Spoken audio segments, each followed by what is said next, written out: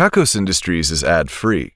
To help keep it that way, consider heading to kakosindustries.com/Patreon and pledging $1 or more a month. What you are about to hear is popcorn popping, popcorn burning, and popcorn dissolving into hot plasma.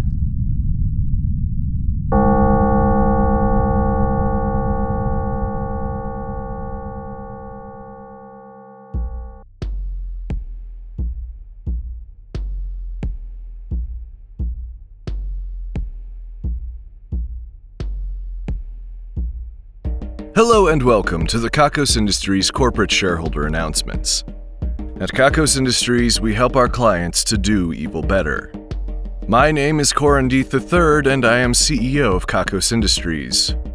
What the C, E, and O stand for are complicated and layered, and not obvious entirely, but generally speaking, I'm in charge of a lot.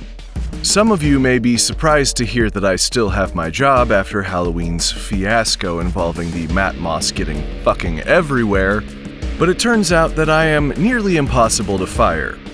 I also, fun fact, cannot resign.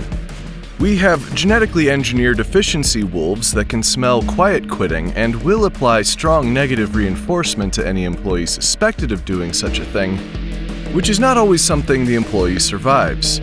We can assume that I am capable of dying, so here I am, at work, doing my very best. As I hinted at, our Halloween party did not go quite as expected. I've had some trouble with the inky black ooze that lives under and around the building, that we call the mat moss, although it seems to have multiple names depending on who you ask. We are still unsure if the abundance of this ooze nearly saturating the building was some form of communication, although we can likely assume that it was. Employees who were under the effects of the mat moss remember feeling like they wanted to tell me something, but they couldn't find the words, and then the mat moss retracted itself entirely, leaving them with little memory of the time they were affected. Mat moss is an evil organism, seemingly feeding off of the wreckage of destruction and misery. It's a decomposer, but unlike most decomposers, it is capable of directly influencing the death of whatever it hopes to decompose. The mat moss is capable of instigating wars just to feed on the dead bodies. It's capable of creating strife and division. It's capable of getting into people, and we assume other organisms, and leading them to make different decisions, or to lean into their frustrations, or to exacerbate their pains. Some of our scientists have begun to wonder if the mat moss isn't responsible in some way for the development of our higher brain functions through some sort of guided evolution. Those scientists are probably high, to be honest. The mat moss can also provide people with a sense of connection and purpose. Its effects are not purely one-sided. There is a symbiosis. In the past, we've encouraged certain members of our staff to drink the mat moss and to invite it into their bodies and lives to bring about greater paradigms of evil thinking. They tend to be ideas people rather than administrators, for obvious reasons. Executives are usually out, but knowing the other executives, I'm not sure there's anything they would deny themselves the joy of putting into their bodies. I was affected for a time. We're learning that levels of the stuff can be undetectable with our current technology.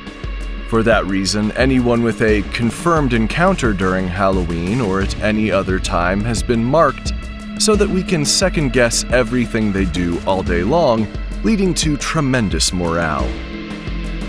This marking is a baseball cap that says, "I got freaky with the ooze" on it. They cannot take the ball caps off while they are at work. It is funny to see people in full business attire with a snapback shaming them for ooze ingestion. I'll give you a moment to picture that. No, the caps are not for sale, but maybe they should be.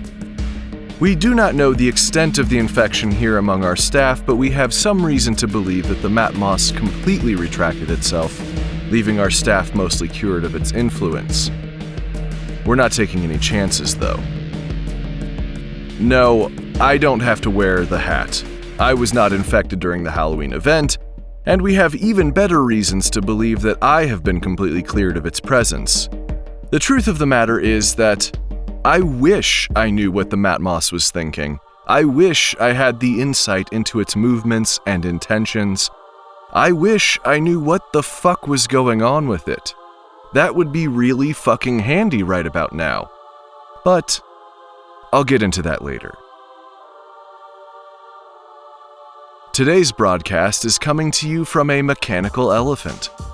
I sure as hell hope that they all made it to their proper destinations. This was admittedly one of the more involved concepts we've had for our radios in a while. It's a robot elephant. We gave each one a destination and wished it the best of luck. They went out and hopefully found you.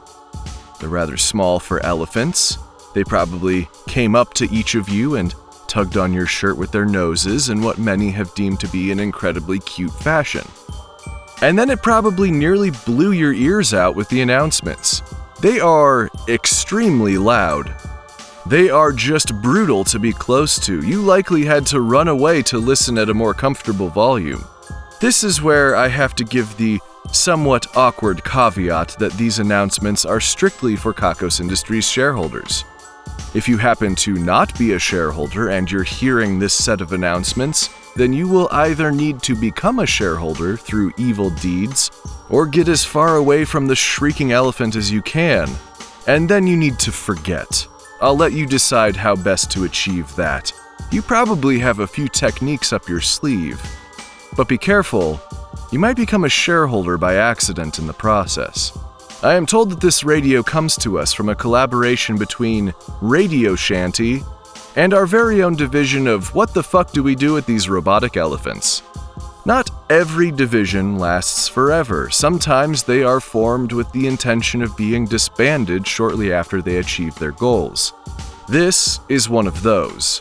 They are not quite done yet. We are unsure why they have so many robotic elephants. They could not have been cheap to produce.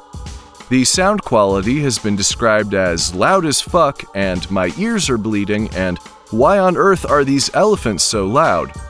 Take proper precautions, shareholders. Protect your ears. Use earplugs if you have to.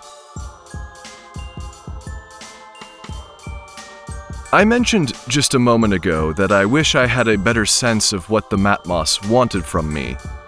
And there are a few reasons why.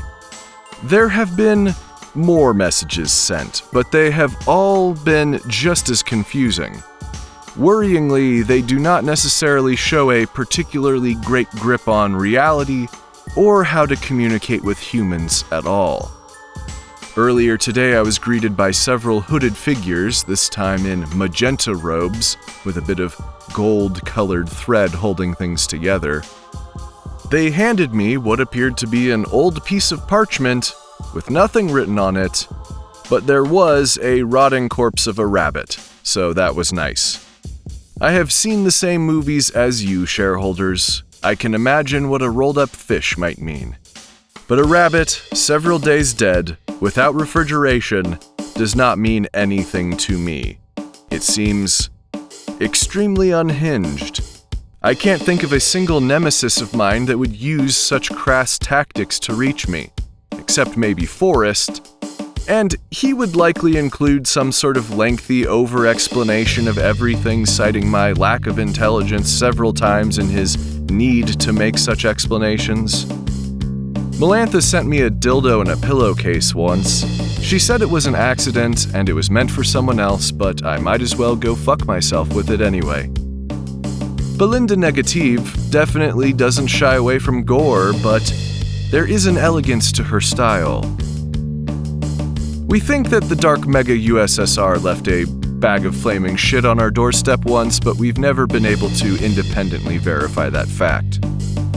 A rotting rabbit seemingly killed by an arrow or at least something that left a large gash, is a bit unusual. I asked Clarissa and Hedera about the magenta cloak people, and the looks of disgust on their faces told me a story of a deep and troubled past, but I was unable to get any more details.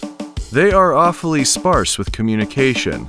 As they have told me through gritted teeth, they are to watch me and not to explain everything so my little baby brain can understand it.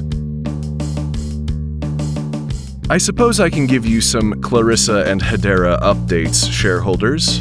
For those of you who are new or just not great at remembering things, Clarissa and Hedera are two women we have determined to be in their early 30s, though their skin has perhaps never seen daylight, so they look a bit younger in kind of a strangely preserved way. They are agents of the Matmos, and they have become, for lack of better terminology, goth icons. No one has ever seen them put on makeup, but we're pretty sure that they're wearing makeup. Either that, or there's some interesting side effects to the Matmos that we're unaware of. Come to think of it, if it's not makeup, then they're probably pretty ill, maybe even hypoxic. We'll assume it's makeup. And people like the way they look.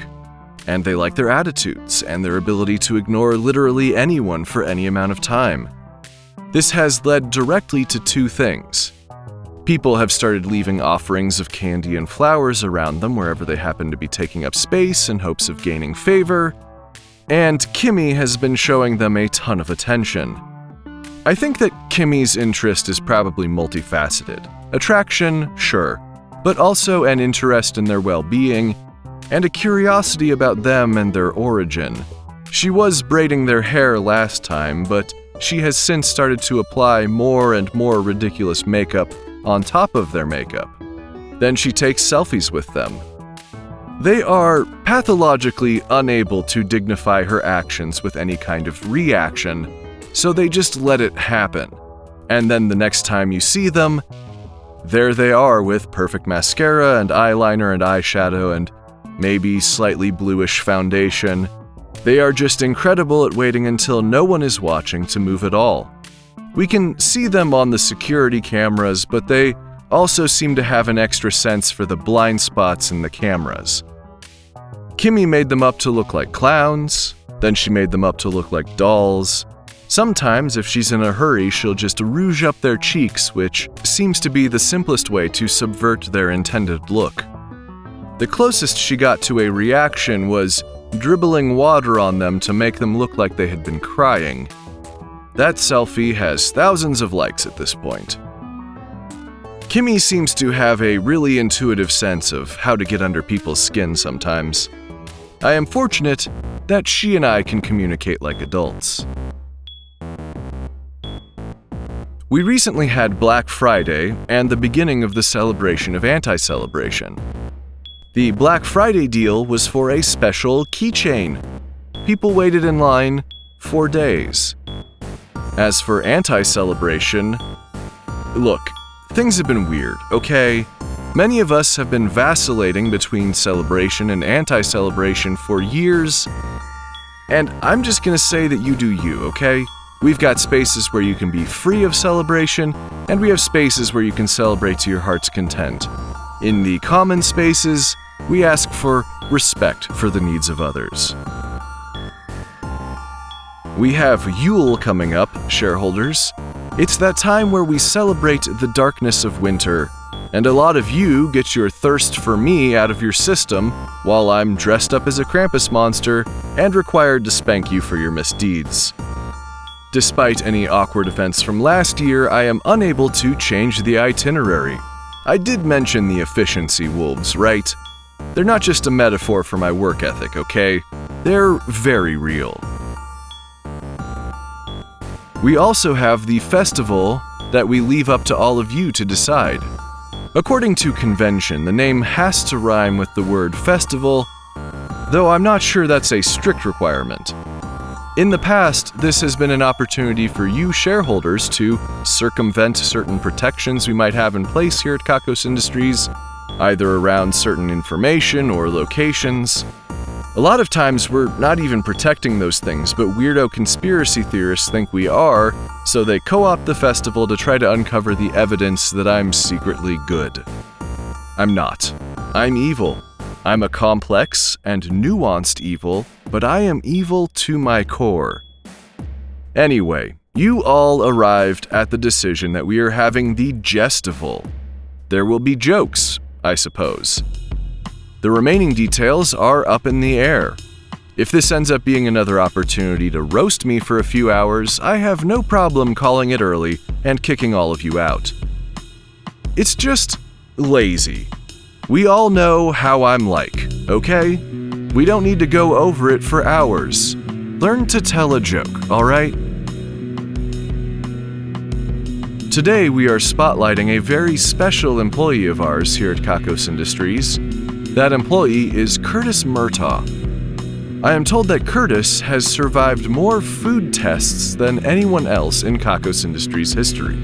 We've definitely gotten better about only testing things we think people will likely survive eating, but Curtis has the high score and is still going. Thank you, Curtis, for all of your hard work, and your iron guts, and your willingness to spend 3 to 6 weeks each year in the infirmary for intestinal distress.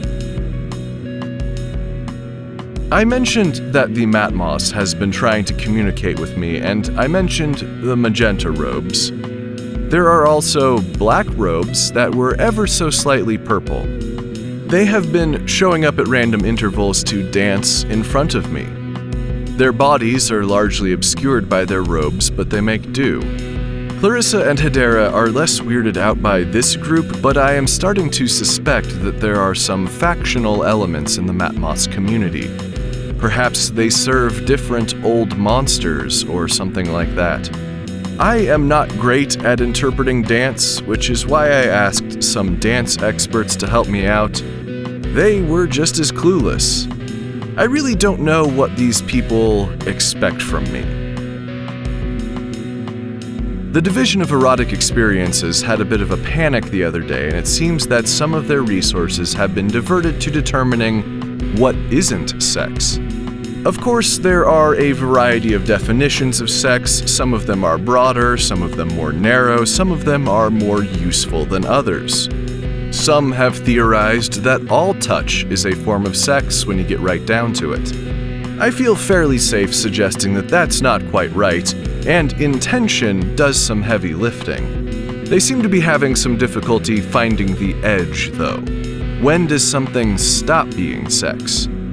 I suggested that what they are looking at is a level of granularity far finer than is useful in day-to-day life. I suggested that it's not strictly necessary to plot everything on a spectrum from not sex to sex. It's possible for things to be unrelated to sex, or for their sexual content to be basically negligible. But it would appear that they are a bit stuck on this. I am doing my best to suggest distractions until they can get safely out of the mental hole that they have dug.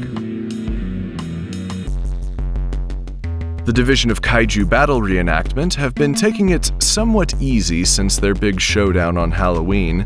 They've been sticking to more anthropomorphic monsters that require less effort in the costuming. They can always reuse their cityscapes that they destroy each time. Their most recent battle was between that guy and Haas. They're both really big humanoid figures. They spent some time on the details and really nailed down the vacant, haunting expressions. And of course, Haas's big, recognizable feature. I still can't believe that guy won. It wasn't a match to the death, so maybe someday we'll see the rematch that they both deserve. The division of figuring out what all of these keys go to finally unlocked their potential to love again. With a physical key, not a metaphor. I have no idea what this means. They say that evil once baked a cake so tasty that the entire congregation at that particular potluck reached the heights of sexual ecstasy from just one bite. And then all had to pretend like that last several minutes didn't happen, and that they actually don't like cake that much. This is things we're taking credit for now. Today we're taking credit for hammers, nails, and the inability to find the real solution to your life's problems. As always, we cannot be 100% certain that we did these things, but we're pretty sure that they're our fault. And you had better agree with us, or you might be visited by the grackle of disbelief. I would recommend not finding out the true extent of the implications there.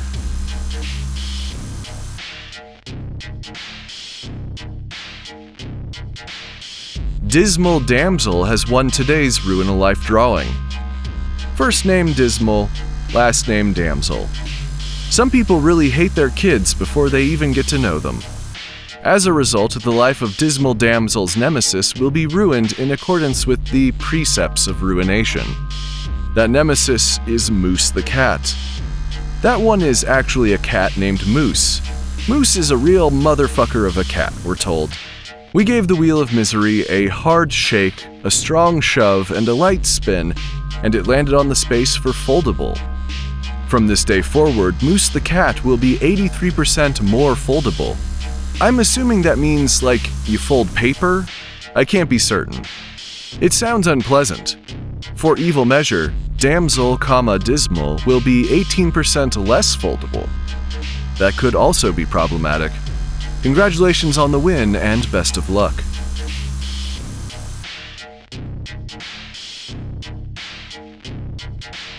The Damnation and Ruination Squad, that ragtag team of life ruiners, have been doing their work around the building wearing only frosted tips. Like the hairstyle. That's it. Look, I'm more surprised when they're not completely naked. Many of you will remember that years ago they ran afoul of the Wheel of Misery, and it has been picking out their attire ever since, using seemingly random methods. It's a look, for sure. This brings us to the end of our broadcast, shareholders. Another hooded figure in the magenta robes brought me a present here. It's a dead pigeon wrapped in a fast food napkin. Hey, yeah. Fuck this. Don't ever do this again. Get it the fuck out of here. Oh, they're gone. Soundman is going to have a fit if I don't get this thing out of his studio, so let's call it, shall we? So, destroying the robot elephant is not going to be easy. You'll find out. Might need those earplugs. The numbers are next. 7, 7, 7, 37, 7, 7, 7, 37, 7, 7, 9, 4, 4, 2, 1, 0.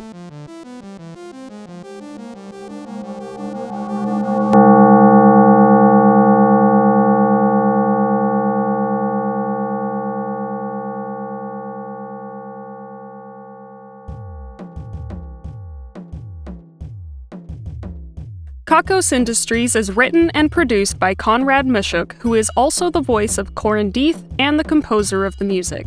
The introductions are read by Ryan Jenkins, and the credits are read by Brianna Kittle, a galloping prance-mancer.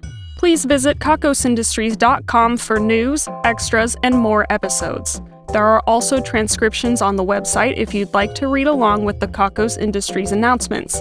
That's KAKOSINDUSTRIES.com. Please visit store.kakosindustries.com for merchandise and special offers, and get wonderful benefits by becoming a subscription donor at kakosindustries.com/Patreon. You can submit one-time donations at paypal.me/kakosindustries. You can also purchase gear and other items for the production at kakosindustries.com/wishlist. Join our community at kakosindustries.com/discord. Questions, comments, or a strong desire to collaborate? Drop us a line at inquiries@kakosindustries.com.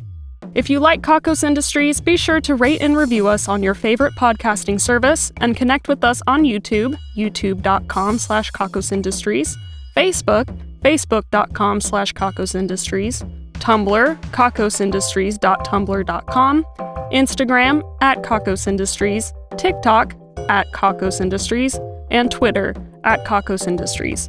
We encourage fan art and listener participation on all our social media platforms. Special thanks to our esteemed shareholders Alfredo Ravioli, Jack Attack, and DeAndre. Also thanks to honored employees Calico, who got the kill, Rocket, who butchered the quarry, Christina Kirkland, who made the boots, and Anastasia K., who tried them on. The division of beanies, booties, and construction projects that are probably too large for yarn, directed by Theo Cornett, has started to knit a sporting arena. So far, they have started churning out bleachers. The division of obscure vintage technology, directed by Craig Sizz, has purchased a VCR. Little known fact, all VCRs are evil. The division of subtle efficiency increases, directed by Daniel R. Smith, has lubricated all of the mouse wheels. The division of Saying It the Long Way, directed by Dino Schroeder, has been workshopping, "Our offices are closed. Please check back later for an answer to your question." The division of Kakos Cafeteria Reviews, directed by Seth and Josh, has reviewed Everything is Beer.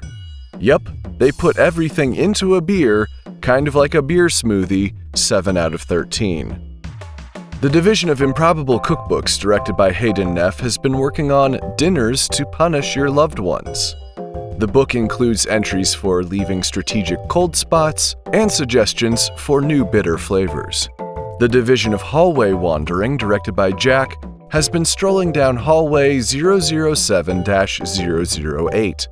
It leaves a weird taste in your mouth, kind of salty. The division of More Monday Mondays, directed by Odie, has made Mondays that much more Monday by using special acoustics to amplify your hangover using your coworkers' chatter.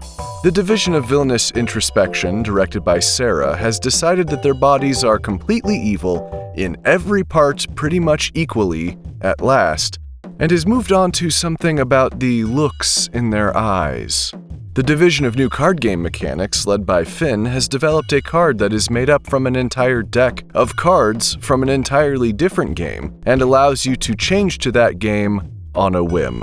The division of Even Weirder Bugs, directed by Franco El Terrible, has discovered a bug that has an extra leg just for self-gratification. Aren't you glad you heard those words out loud today? The division of Animal Stacking, directed by the one true Dave, has stacked frozen salmon. It is technically a stack of animals, although purists may find it dissatisfying.